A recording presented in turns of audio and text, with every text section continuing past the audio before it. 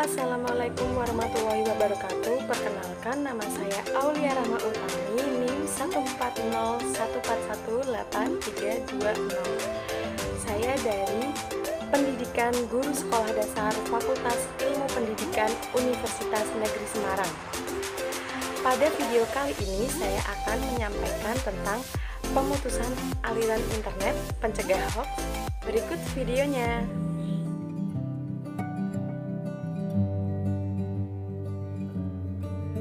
Berada dalam era industri 4.0, ternyata telah menjadikan perkembangan teknologi, utamanya internet, sebagai salah satu konsumsi pokok bagi masyarakat dalam menunjang kehidupan sehari-hari. Luasnya dunia internet memicu masyarakat untuk bergantung kepada canggihnya teknologi dalam memenuhi kebutuhan sehari-hari. Namun, meski secara faktual Indonesia dinyatakan sebagai negara dengan pengguna internet terbesar ke-6 di dunia, dengan ketergantungan akan penggunanya, pemutusan aliran internet secara sepihak yang dilakukan oleh negara melalui Kementerian Komunikasi dan Informatika Republik Indonesia kerap terjadi. Menilik berbagai alasan mengapa pemerintah melakukan pembatasan akses internet di Indonesia, ternyata menimbulkan pro dan kontra dalam praktiknya. Sebagian orang beranggapan bahwa ini adalah bentuk perlindungan dari pemerintah kepada masyarakat dalam beberapa situasi tertentu agar tidak termakan berita-berita yang dianggap negatif atau hoax oleh pemerintah. Namun, sebagian orang pula beranggapan bahwa ini adalah bentuk sikap semi-otoriter pemerintah dalam membatasi kebebasan berpendapat. Padahal, kebebasan untuk mengakses informasi seperti yang telah jelas dalam pasal 28F Undang-Undang Dasar 1945 merupakan hak konstitusional. Oleh sebab itu, kalangan pemerhati HAM pun berpendapat bahwa kebijakan yang dikeluarkan oleh Kominfo adalah tindakan ekstra konstitusional. Melihat adanya pro dan kontra dalam situasi tersebut, ada beberapa hal yang harus dipahami oleh khalayak tentang situasi pemutusan aliran internet pencegah hoax ini. Apakah berhasil memberikan solusi atau justru berakhir ilusi? Yang pertama, penyebaran penggunaan internet di Indonesia. Berdasarkan data yang diperoleh dari Digital Marketing 2019 terkait data statistik digital dan penggunaan internet di dunia tahun 2019, kuartal kedua jika dilihat secara keseluruhan, jumlah pengguna internet di seluruh dunia diproyeksikan 4,437 miliar dari total populasi atau penduduk 7,697 miliar. Dari data tersebut, Indonesia menempati peringkat ke-6 dunia sebagai pengguna internet terbesar, yang mana berdasar pada hasil studi Polling Indonesia yang bekerja dengan Asosiasi Penyelenggara Jasa Internet Indonesia. Dituliskan bahwa dari 264 juta jiwa penduduk Indonesia, ada sebanyak 171,17 juta jiwa atau sekitar 64,8% yang sudah terhubung pada internet. Besarnya jumlah pengguna internet di Indonesia membuat masyarakat tidak bisa dengan mudahnya untuk terlepas dari kegunaan internet tersebut. Tidak hanya dipakai sebagai akses mencari informasi, tetapi pengguna internet kini sudah meluas sebagai sumber mata pencaharian dan pemenuhan kebutuhan hidup masyarakat. Bagi sebagian masyarakat yang bergantung pada internet, jelas akan ada kerugian yang mendalam apabila suatu waktu akses internet tiba-tiba terputus dan tidak dapat diakses walau hanya dalam beberapa waktu saja. Kemudian yang kedua, pemutusan aliran internet oleh Kominfo serta dampaknya. Masih hangat rasanya di telinga kita ketika Kominfo memberitahukan bahwa akan ada pembatasan akses sosial media untuk meminimalisir tersebarnya berita-berita yang dianggap hoax oleh pemerintah.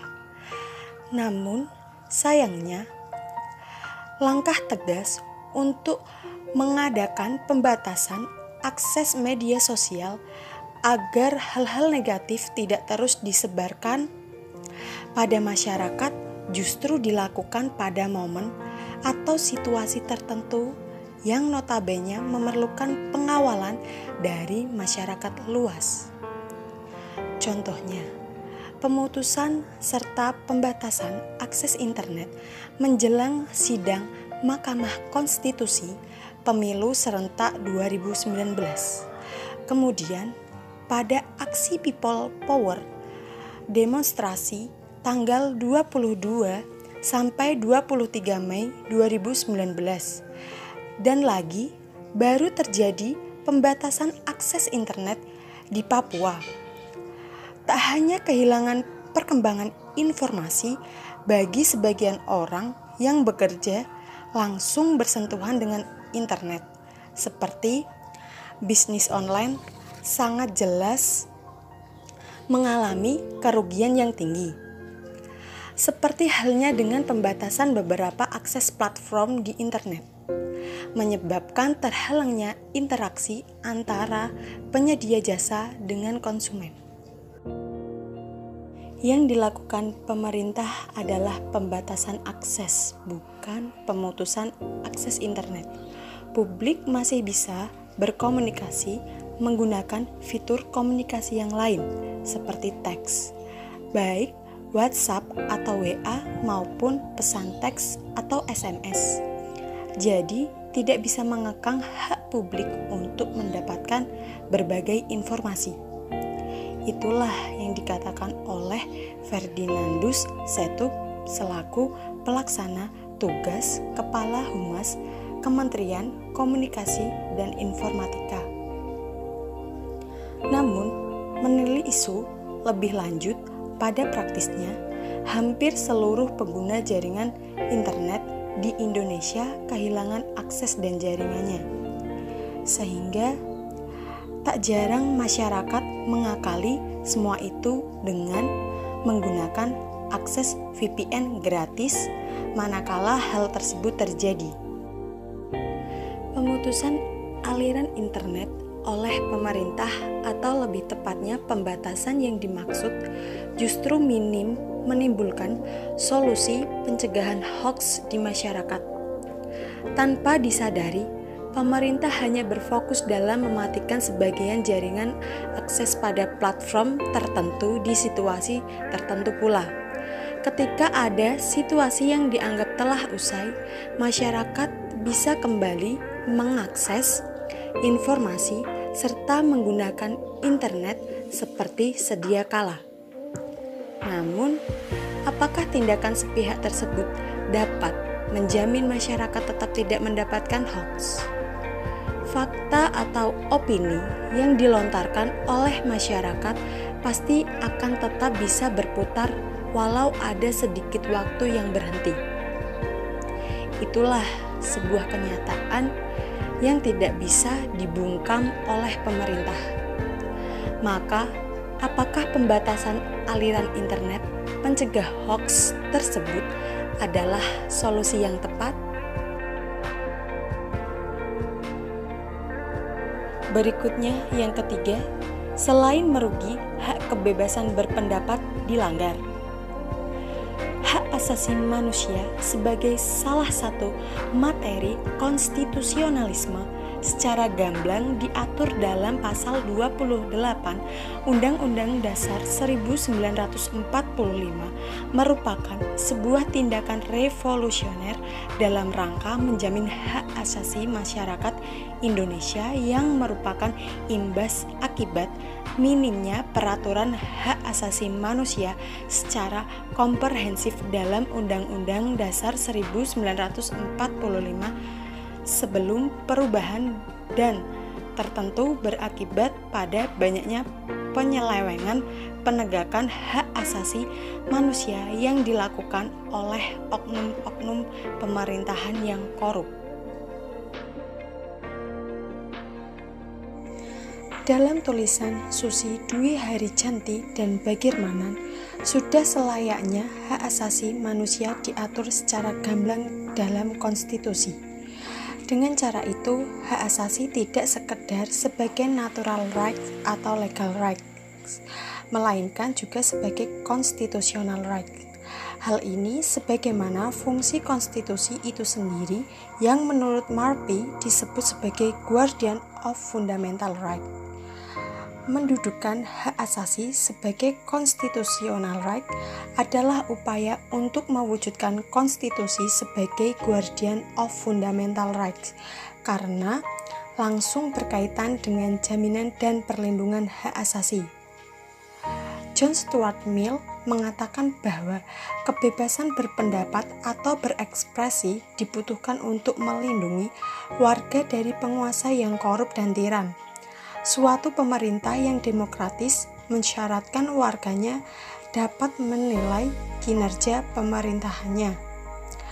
Dalam memenuhi kebutuhan kontrol dan penilaian itulah warga semestinya memiliki semua informasi yang diperlukan tentang pemerintahannya, lalu dapat menyebarluaskan informasi tersebut dan mendiskusikannya satu sama lain.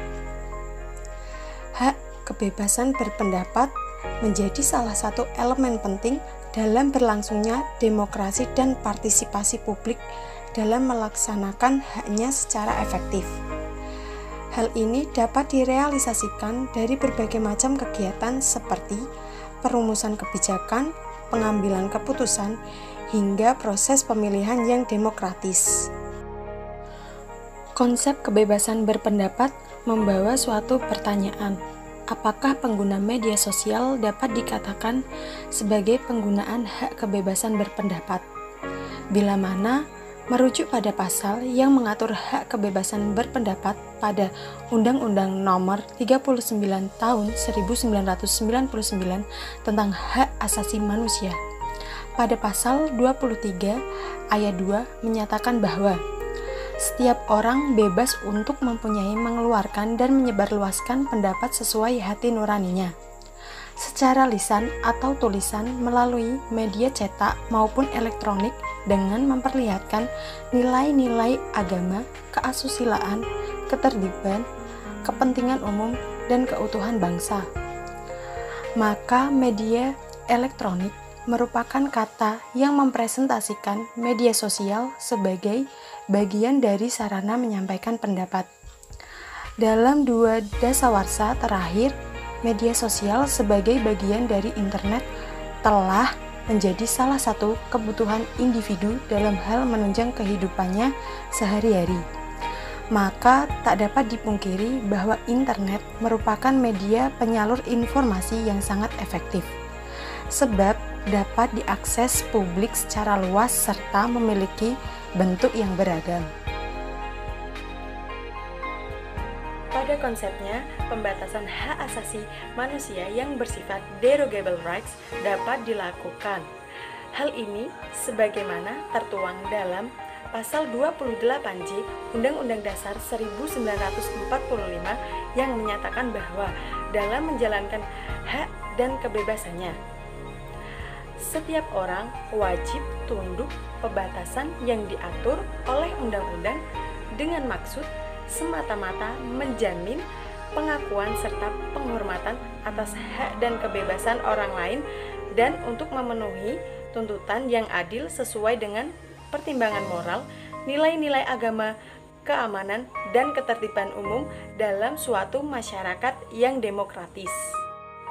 Namun, meski pembatasan hak tersebut diperbolehkan secara hukum, perlu adanya pengambilan kebijakan yang tidak reaktif sehingga kebijakan yang diambil pemerintah bukanlah kebijakan yang sewenang-wenang. Diharapkan proses pengambilan kebijakan yang menyangkut pembatasan hak asasi manusia dilakukan secara rasional komprehensif dengan mengkaji alternatif-alternatif terhadap pemberlakuan kebijakan yang mengedepankan dampak yang timbul, sehingga tidak ada pihak yang dirugikan oleh kebijakan tersebut. Hoax bukanlah sesuatu yang dapat disembunyikan, karena ia adalah keniscayaan. Maka jika dikatakan tepat atau tidak, seharusnya bukan media sosial atau internet yang terus-menerus dibatasi, melainkan tiap pengguna platform media sosial pun harus mulai dididik pula agar dapat memilah dan membatasi segala informasi yang diterima. Sehingga untuk mencegah penyebaran berita dan informasi hoax di sosial media dapat menghasilkan sebuah solusi tanpa merugikan masyarakat. Sekian video yang dapat saya sampaikan, kurang lebihnya mohon maaf. Wassalamualaikum warahmatullahi wabarakatuh.